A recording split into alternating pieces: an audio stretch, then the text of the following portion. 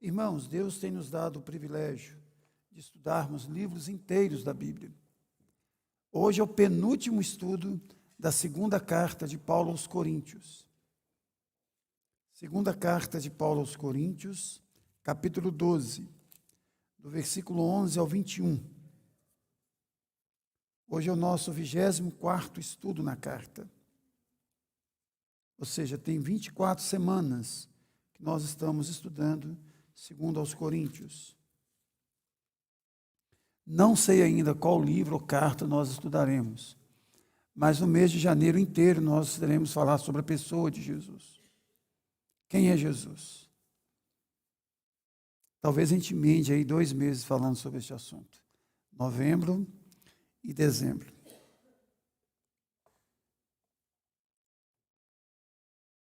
Capítulo 12, 11 a 21. Tenho me tornado insensato, a isso me constrangestes. Eu devia ter sido louvado por vós, porquanto em nada fui inferior a esses tais apóstolos, ainda que nada sou.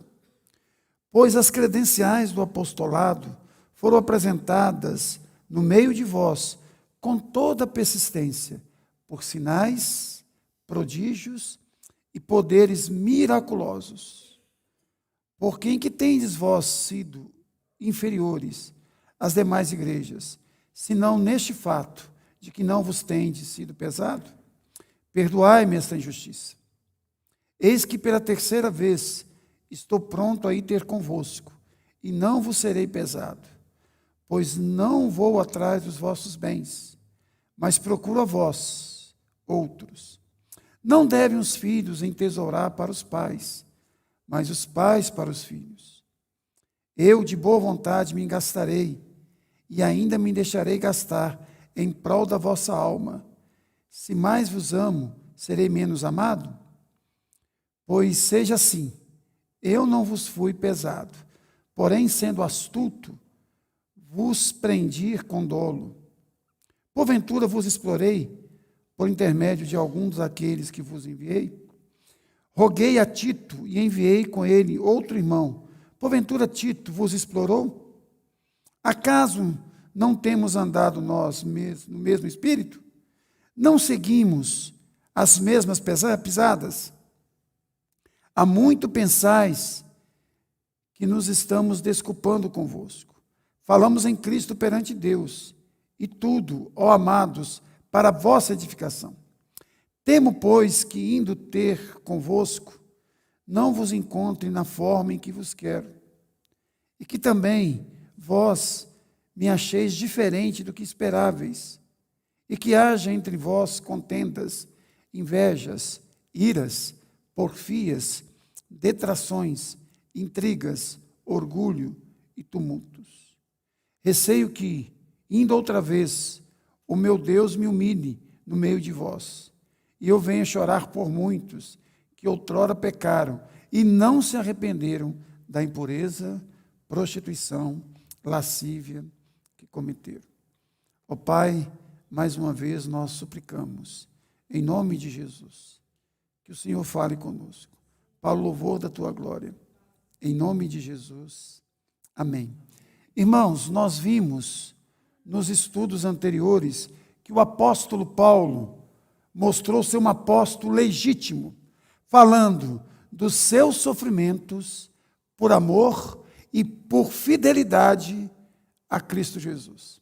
Ou seja, Paulo demonstra que é um apóstolo verdadeiro pelos sofrimentos que passou, primeiro, por amor a Cristo, por fidelidade a Cristo e por amor à igreja de Cristo. O que deixa claro para mim e para você que o serviço fiel e amoroso a Cristo pode ser acompanhado de muito sofrimento. Quando nós servimos a Deus com fidelidade, com amor, com compromisso, nós corremos o risco de sofrermos. Paulo, escrevendo a Timóteo, diz: ora, todos quanto querem viver piedosamente no Senhor serão perseguidos. Novamente, Ora, todos quantos querem viver piedosamente no Senhor serão perseguidos. Paulo chega a dizer que ele carregava no seu próprio corpo as marcas de Cristo.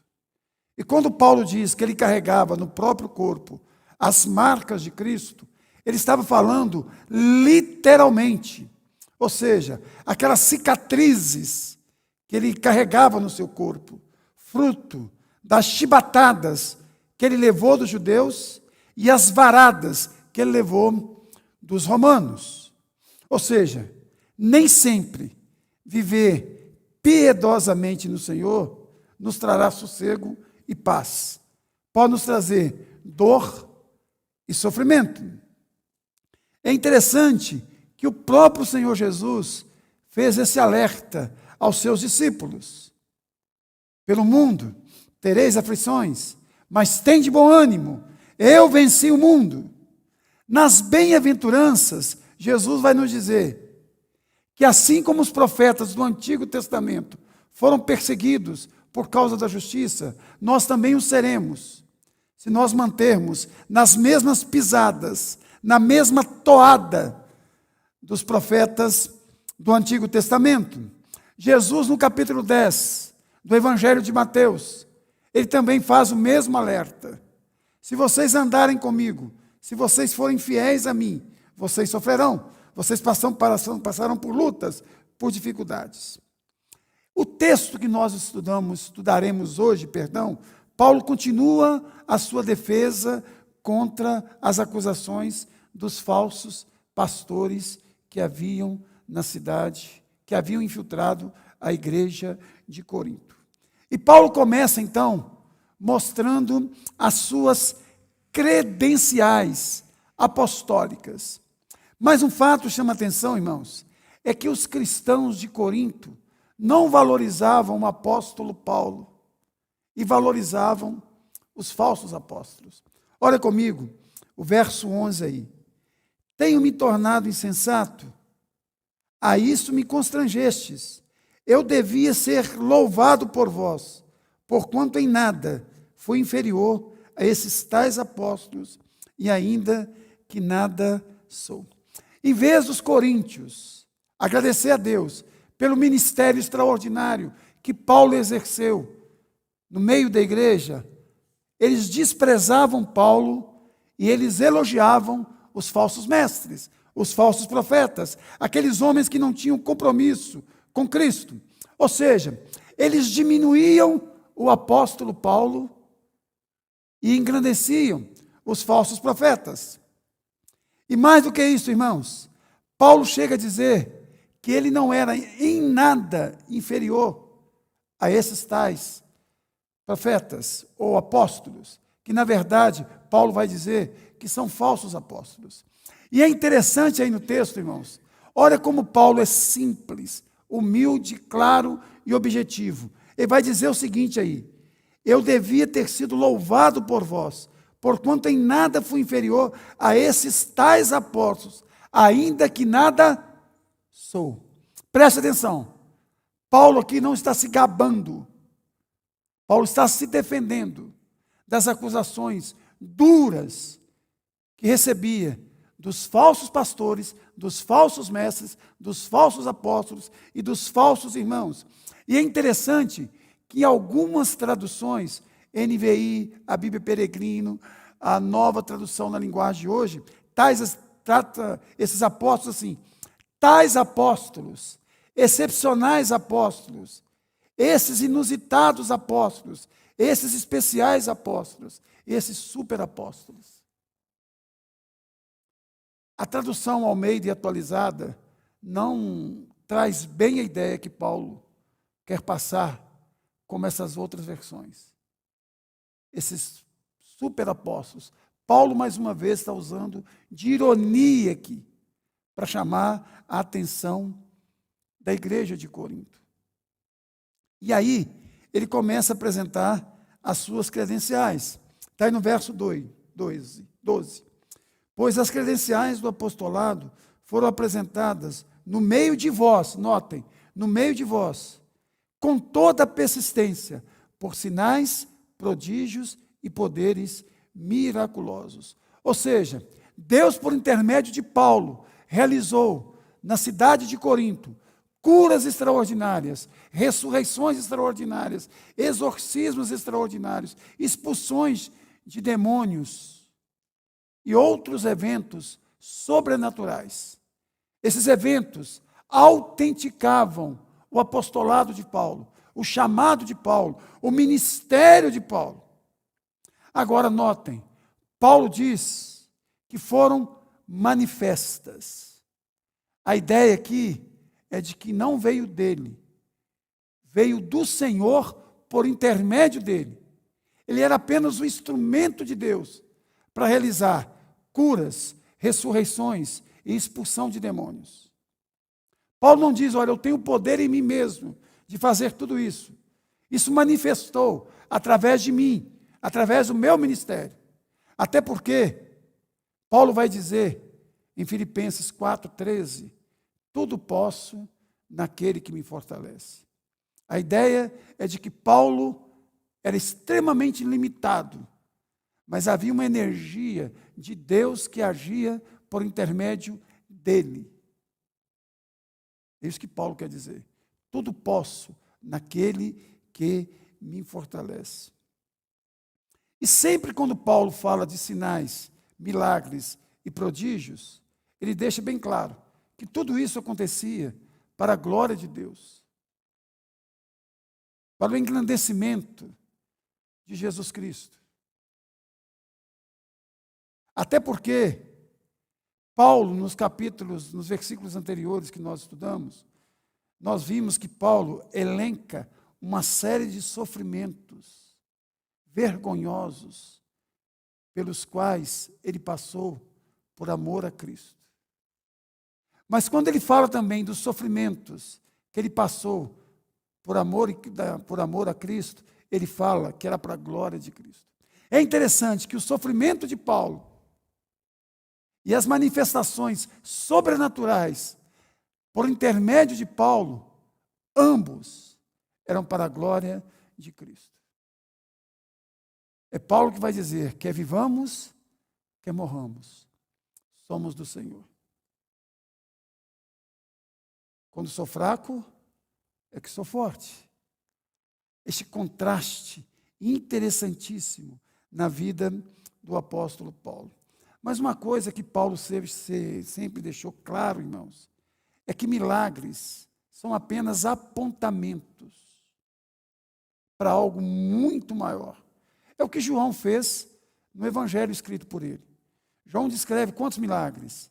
7 milagres. E todos os milagres narrados por João são chamados de sinais, que dá a ideia de apontamento para algo muito maior. Deixa eu dar um exemplo. Jesus multiplicou pães, e logo depois ele se apresentou como algo muito maior do que pão, um multiplicador de pães. Ele se apresentou como, eu sou o pão da vida. Ele deu vista a um cego. Logo depois ele se apresentou como a luz do mundo. Ele ressuscitou Lázaro. E logo depois ele se apresentou, eu sou a ressurreição e a vida. Quem crê em mim, ainda que esteja morto, viverá. Com Paulo não é diferente. Todos os milagres realizados pelo apóstolo Paulo são apontamentos para algo muito maior, para o evangelho de nosso Senhor e Salvador Jesus Cristo. Paulo não se apresentou apenas como alguém que foi usado por Deus para realizar milagres extraordinários. Paulo se apresentou como um obreiro de Deus para transformar vidas. Paulo se apresentou como alguém que era um obreiro de Deus pautado pelas Escrituras. Paulo se apresentou como obreiro de Deus, que amava intensamente a igreja do Senhor Jesus. Paulo se apresentou como obreiro de Cristo, que perseverava, mesmo diante do sofrimento, da luta, da tribulação. Então, Paulo aqui apresenta essas credenciais, sim, mas ele apresentou várias credenciais no decorrer dessa carta, que mostra que, de fato, ele era um obreiro, um apóstolo do nosso Senhor e Salvador Jesus Cristo. Mas agora, irmãos, Paulo vai dar mais uma cutucada na igreja de Corinto. Aquilo que eu estou chamando de pito. Palavra antiga, né? Paulo vai dar um pito na igreja de Corinto. Olha comigo o verso 13. Porque em que tendes vós sido inferiores às demais igrejas, senão neste fato de não vos ter sido pesado, perdoai-me essa injustiça. Paulo está usando aqui de sarcasmo e de ironia. Por quê, irmãos? Paulo não cobrou um centavo para pregar o evangelho na igreja de Corinto. Paulo recebia ofertas de outras igrejas. Por quê, irmãos? Paulo sabia que ele ia ser acusado de mercenário pelos corintianos e pelos falsos obreiros que penetraram na igreja de Corinto. Então, Paulo fez questão, primeiro, de trabalhar como fazedor de tendas e receber também ofertas da igreja da Macedônia. Agora, irmãos, é muito interessante isso aqui. Nenhum obreiro deveria entrar no ministério por dinheiro. Nenhum obreiro. Ninguém deveria entrar no ministério por dinheiro. Deveria entrar no ministério por amor ao ministério, por amor às pessoas. É lógico que o pastor precisa de receber, ele precisa de salário. Mas ninguém pode ser motivado pelo salário. Tem que ser motivado pelo amor ao Senhor e pelo amor aos irmãos. E Paulo fez isso justamente para não dar espaço para os falsos mestres, para os falsos pastores. É triste, irmãos, quando alguém não consegue absolutamente nada na vida, ele vai para o ministério pastoral. Deveria ser o contrário. Ele poderia ser tudo. Ele opta por ser pastor. Ele tem todas as portas abertas diante dele. Ele opta pelo pastorado. E aqui eu quero puxar a sardinha para o nosso lado. Eu não conheço um pastor presbiteriano rico. Se você conhece, me apresenta. Ou ele veio de uma família muito rica, ou a esposa dele. Não conheço, não tem como. Louvado seja Deus por isso. Não conheço. Conheço uma tropa de pastores quebrados, né? Mas rico, eu não conheço um. Não deveria conhecer quebrado também.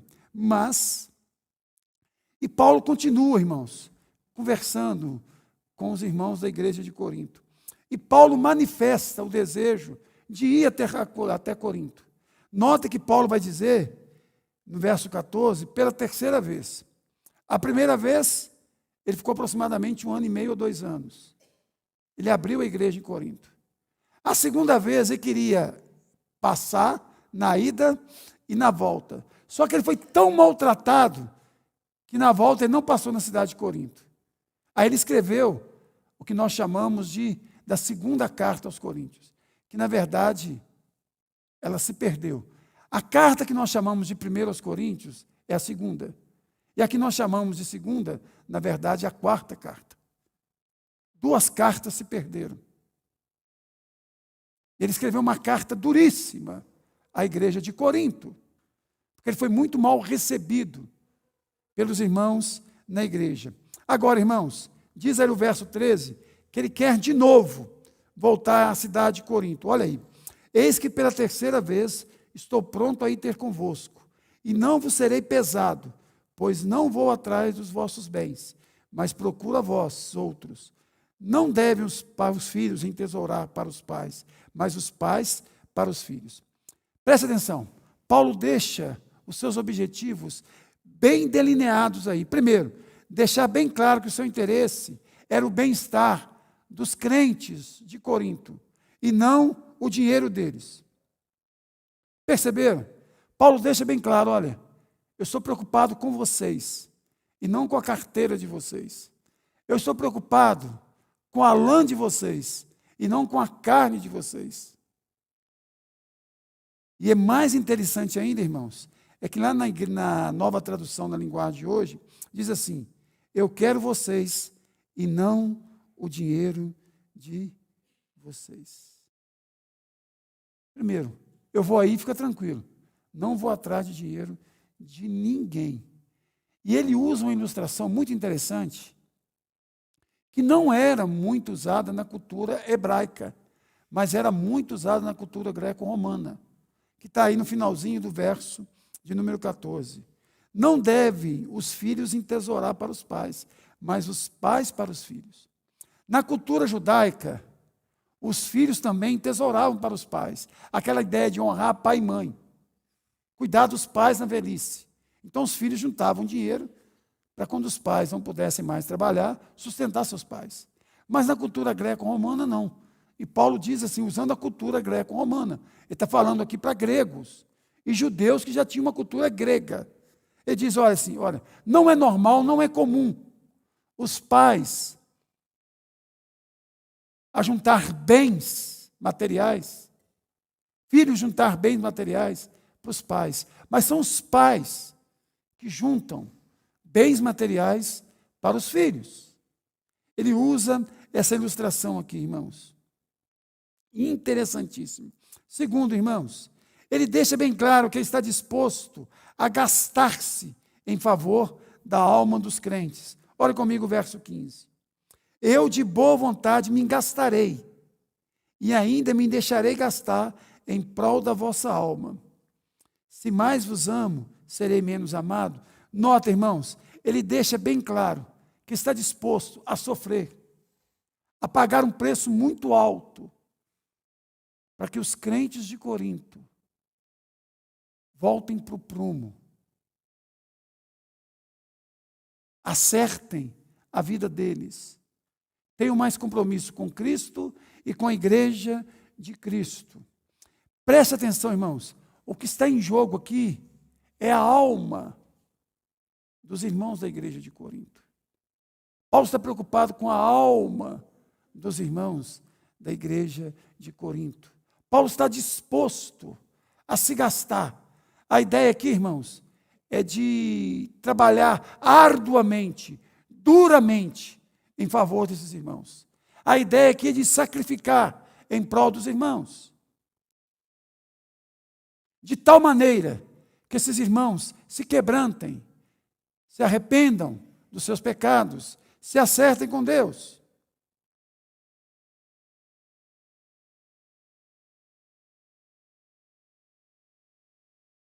Paulo também, irmãos, deixa bem claro que os seus cooperadores eram tão íntegros quanto ele.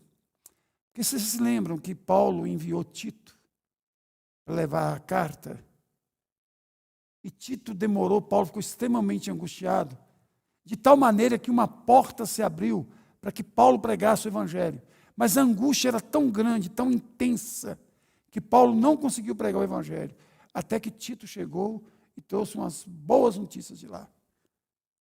Aí Paulo vai dizer no verso 16 a 18, pois seja assim, eu não vos fui pesado, porém, sendo astuto, vos prendi com dolo. Porventura vos explorei por intermédio de alguns daqueles que vos enviei? Eu não cobrei de vocês, mas eu usei alguém para cobrar de vocês? Eu não peguei absolutamente dinheiro de vocês, mas eu usei alguém, alguma pessoa? Roguei a Tito e enviei com ele outro irmão. Porventura Tito vos explorou? Acaso não temos andado no mesmo espírito? Não seguimos nas mesmas pisadas? Nota, irmãos, Paulo está deixando bem claro que ele era honesto e os seus cooperadores também. Paulo não era um explorador e nem os seus companheiros de missão. Paulo era honesto e os seus companheiros também. Isso é uma lição preciosa para nós, para escolhermos também os nossos companheiros, né? É igual a esposa de César. Não basta ser honesta, fiel, tem que se mostrar fiel. Irmãos, quando Paulo diz aqui que ele, Tito e os outros irmãos andavam nas mesmas pisadas. O que Paulo estava dizendo aqui? Que eles tinham a mesma visão de ministério. E qual era a visão de ministério? Preocupação com a alma e não com o bolso. Preocupação com a alma e não com o bolso. Segundo, se necessário for, entregar a própria vida em prol dos irmãos, por amor aos irmãos. Eles andavam na mesma toada, na mesma batida. Eles tinham a mesma visão de ministério. Ambos eram imitadores de Cristo. Jesus Cristo era a referência para Paulo, para Tito e os demais companheiros. Quando nós queremos um referencial, nós temos que ir na pessoa santa, bendita, do nosso Senhor e Salvador Jesus Cristo. Se nós usarmos seres humanos como referência, nós ficamos decepcionados. Quando a pessoa elogia muito a gente fica constrangido, não fica? Porque essa pessoa não conhece muito bem a gente. Se essa pessoa passasse o dia inteiro conosco, com certeza não iria elogiar tanto assim.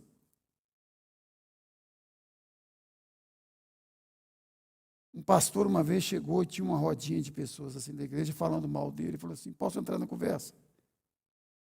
Porque ninguém sabe tantas coisas horríveis a meu respeito quanto eu mesmo. Quanto eu mesmo. Então a referência ao Senhor. Paulo e Tito e os demais cooperadores andavam de acordo com Cristo, de acordo com o Senhor da igreja. Agora, irmãos, o que me assusta bastante é o finalzinho aí do versículo 19 ao versículo 21. Irmãos, você já teve aquele sentimento assim, puxa vida, eu vou me encontrar com fulano de tal, mas eu tenho um medo enorme que ele fique decepcionado comigo e que eu fique decepcionado com ele? Não aconteceu isso comigo, porque quando eu comecei a namorar a Maria José há 34 anos atrás, não tinha Facebook, não tinha nada disso. Nós conhecemos tete a tete. Mas nós nos conhecemos na sexta. Estava bem escuro ainda, na praça e tudo, né? Na época eu bebia muito, estava muito doido. Mas José é muito jovem. Aí criou-se a expectativa de nós nos encontrarmos na quarta-feira para conversarmos de novo. Eu fui com um medo enorme, meu Deus do céu. Será que essa mulher tem algum problema de glaucoma, alguma coisa? Será que ela estava sem óculos? Não sei, era tarde da noite. Será que vai ser agora? Aí deu certo, a gente está junto até hoje, 34 anos, entre namoro e casamento. Casamento 33. Mas era aquela coisa, meu Deus, será que ela vai ficar decepcionada comigo? Ou será que eu vou ficar decepcionado com ela? Paulo, irmãos, ele diz assim, olha, eu quero me encontrar com vocês. Mas notem que Paulo tinha uma preocupação muito grande. Eu tenho medo de decepcionar vocês. Eu estou com muito medo de me decepcionar com vocês. Olha a angústia deste homem. Ser uma decepção para os coríntios e os coríntios ser uma decepção para ele. Olhe comigo aí, irmãos. O que Paulo esperava da igreja? Olha o verso 19. Há muito pensais que nos estamos desculpando convosco. Falamos em Cristo perante Deus. E tudo, ó amados, para a vossa edificação. Temo, pois, que indo ter convosco, não vos encontre na forma em que vos quero. Preste atenção. Paulo queria ir, mas, puxa vida, eu vou chegar aí, será que eu vou encontrar vocês? Primeiro, transformados. Paulo enviou uma carta, enviou outra carta, enviou outra carta. Agora a quarta carta. Paulo, será que eu vou encontrar vocês arrependidos, quebrantados aos pés da cruz, dispostos a pedir perdão? Será que as cartas que eu escrevi, será que elas tiveram alguma influência sobre a vida de vocês? Essa era a expectativa de Paulo. Irmãos, por outro lado, olha o que diz o verso 20. E que também vós me acheis diferente do que esperáveis, que haja entre vós contendas, invejas, etc, etc. Paulo também estava preocupado. Talvez os irmãos de Corinto esperavam Paulo da seguinte forma: Paulo foi muito duro conosco. Paulo escreveu uma carta duríssima, uma carta pesada. Ele vai vir aqui me pedir desculpa. E Paulo já deixa bem claro: não vou pedir desculpa. Não, Paulo vai vir agora e Paulo vai ser diferente. Vocês se lembram que eles diziam que Paulo, quando escrevia, parecia um leão, mas a presença dele era como se fosse de uma ovelha? Ele parecia um homem forte, imponente, quando escrevia, mas pessoalmente era uma pessoa desprezível. E nós estudamos aqui que Paulo tinha mais ou menos, segundo a tradição, 1,50 m de altura, calvo, cambota, sofria de uma conjuntivite crônica, as sobrancelhas emendavam uma na outra. Era mais ou menos o Enéas Carneiro, aquela figura formigal, uma formiga, né? Esmininguido, né, Eduardo? Não estou falando com você, esmininguido, não dá. Estou falando assim, parecendo um pouquinho esmininguido. Então, eles diziam: Paulo é uma figura horrível. A sua palavra é fraca, mas escrevendo ele é um leão. Aí, irmãos, a hora que Paulo vai dizer, irmãos, eu corro o risco de chegar aí e encontrar uma igreja, olha o finalzinho do verso 20, onde há contendas, invejas, iras, porfias, detrações, intrigas, orgulho e tumulto. Pensa bem, este homem aqui tinha elogiado essa igreja, tinha feito elogios assim extraordinários à igreja de Corinto. Agora estava preocupado. Meu Deus, será que este povo voltou às velhas práticas? Aquelas práticas antes da conversão? Ele elenca aí várias coisas. Agora, deixa eu fazer uma pergunta para vocês. Os irmãos da igreja de Corinto, eles gostavam de uma briga? Gostavam. Eles brigavam na ceia do Senhor, irmãos. Eles brigavam para saber. Um grupo defendia, ficar solteiro é melhor. Outro grupo, não. Casado é melhor. Um grupo defendia, nós podemos ir sim, nas festas pagãs. Outro grupo, não, nós não podemos ir nas festas pagãs. Eles brigavam por tudo. Eu sou de Paulo, eu sou de Pedro, eu sou de Apolo. Pedro é mais tradicional, tem uma visão mais judaica da igreja. Apolo tem uma visão mais grega da igreja, tem um sermão mais eloquente.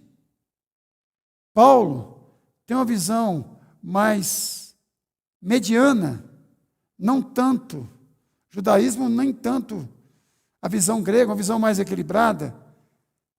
Então, eles tinham seus gurus. E tinha um grupo que era o pior deles. Eu sou de Cristo. Eu não preciso de Paulo, não preciso de Paulo, não preciso de Pedro, não preciso de ninguém. Eu já sei tudo. Eu recebo online, diretamente da parte de Deus. Eu sou de Cristo. Aí Paulo vai chamar a atenção desses 4 grupos. Irmãos, tudo isso aqui que Paulo elenca aqui são sinais de mundanismo dentro da própria igreja. Tudo aqui. Contendas, invejas, iras, porfias, detrações, intrigas, orgulho e tudo mais. Agora, irmãos, o maior receio de Paulo aí, está aí no verso de número 21. Receio que indo outra vez, o meu Deus me humilhe no meio de vós. O que Paulo está dizendo aqui? Como que Deus poderia humilhá-lo aqui, irmãos? Aquela sensação de fracasso, de que você não fez o trabalho bem feito. Você pregou, você escreveu 4 cartas e não houve mudança nenhuma, Paulo. Isso era o medo dele. de sentir-se um fracassado diante de Deus. Olha a angústia deste homem. Olha o sofrimento deste homem.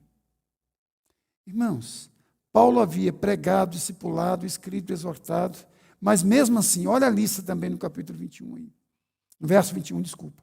Receio que indo outra vez, o meu Deus me humilhe no meio de vós, e eu venha chorar por muitos que outrora pecaram e não se arrependeram. Olha as três coisas aí, ó. Impureza, prostituição e lascívia. Irmãos, qual que era a cidade mais promíscua dos dias de Paulo? Corinto. A cidade mais promíscua. Quando eu estava preparando o primeiro estudo sobre a primeira carta aos Coríntios, eu li um livro inteiro falando sobre prostituição na cidade de Corinto. Centenas de estátuas de homens nus e mulheres nuas na cidade de Corinto. As prostitutas ficavam no templo, se prostituindo durante o dia, e à noite elas desciam o porto. Era uma cidade portuária. Para você ter uma ideia, se alguém falar corintianizar, significa a mesma coisa que prostituir. A prostituição em Corinto era algo tão, aspas, comum, que eles usaram o verbo corintianizar. Fulano está corintianizando, ele está se prostituindo.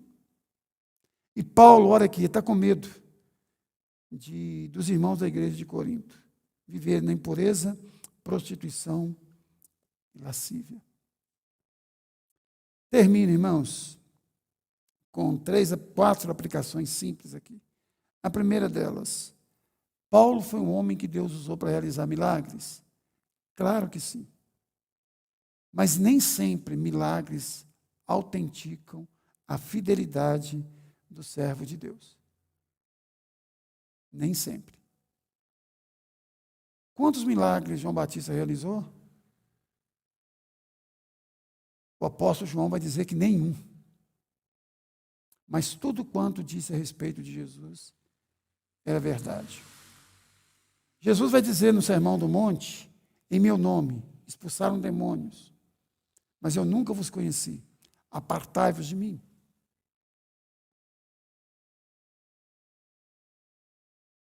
Irmãos, nem sempre milagre autentica a fidelidade de um servo de Deus. Entre o safado e a Dona Maria, há a graça de Deus. Eu não nego que Deus pode usar um safado para realizar um milagre, não. Mas é pela graça de Deus e misericórdia da Dona Maria. Mas o safado vai pagar um preço muito alto por isso. Segunda coisa, irmãos, o objetivo primeiro do servo de Deus é glorificar o nome do Senhor. Essa é a missão da igreja. É a primeira missão da igreja. A primeira missão da igreja não é evangelizar, é glorificar o nome do Senhor. Evangelizar pode ser uma das missões da igreja, mas não é a primeira. A primeira é glorificar o nome do nosso Deus. Terceiro, irmãos, quem usa a igreja como fonte de lucro é mercenário. Lá em João 10:10, é um texto muito mal interpretado. Diz lá, o ladrão vem somente para quê? Matar, roubar. Quem é o ladrão naquele texto ali? Não é. Se você ler o texto, é o mercenário. A gente interpreta como sendo o ladrão ali, o diabo. É só ler o texto com cuidado, você vai ver. O mercenário, que não é pastor, vê vir as ovelhas, o lobo, ele foge, não é isso que diz o texto? E deixa a ovelha para trás.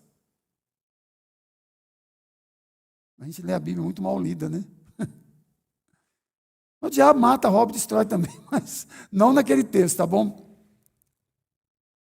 Agora, irmãos, o verdadeiro obreiro de Deus é aquele que tem compromisso, primeiro, com o Senhor, com o sumo pastor. com as ovelhas do sumo pastor. Isso é o obreiro de Deus.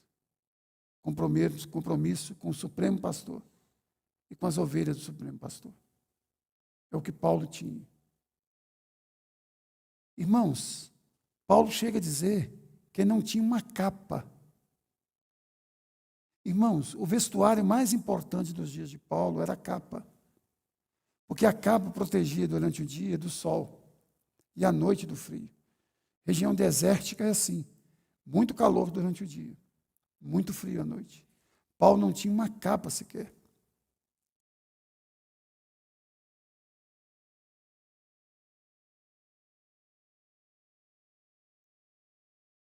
E por último, irmãos, e nós não podemos perder isso de vista. Não crie expectativas. Você pode frustrar. O ser humano tem o hábito de criar muita mesmo. A gente acha que fulano vai mudar a nossa vida, que Beltrano vai mudar o nosso país, e por aí em diante. Cuidado com isso. Uns confiam em carros, outros em cavalos.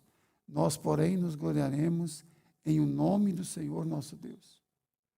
Irmãos, hoje eu recebi uma mensagem pelo WhatsApp que Edir Macedo pediu os membros da sua igreja para perdoar o Lula. Já está pulando de barco, você já notou? Apoiou outro candidato o tempo inteiro. Quem ganhou foi o Lula. Já está pulando de barco. Agora, presta atenção. Alguém, para ser perdoado, primeiro tem que o quê? Se arrepender. E segundo, confessar. E terceiro, abandonar. Notem, irmãos, isso é falso profeta. O que mais tem hoje é falso profeta. Esse pessoal não ama Cristo. Esse pessoal não ama a igreja de Cristo. Eles amam o poder, o dinheiro, o status. Eles não têm fidelidade a nenhuma ideologia política, seja de direita, seja de esquerda, seja de centro. O compromisso deles é com o poder. Eu não quero nem saber quem morreu, eu quero chorar. É assim que eles vivem. Que a graça do Senhor Jesus, o amor de Deus o Pai e o ministério transformador do Espírito Santo esteja sobre todos, hoje e sempre. Amém.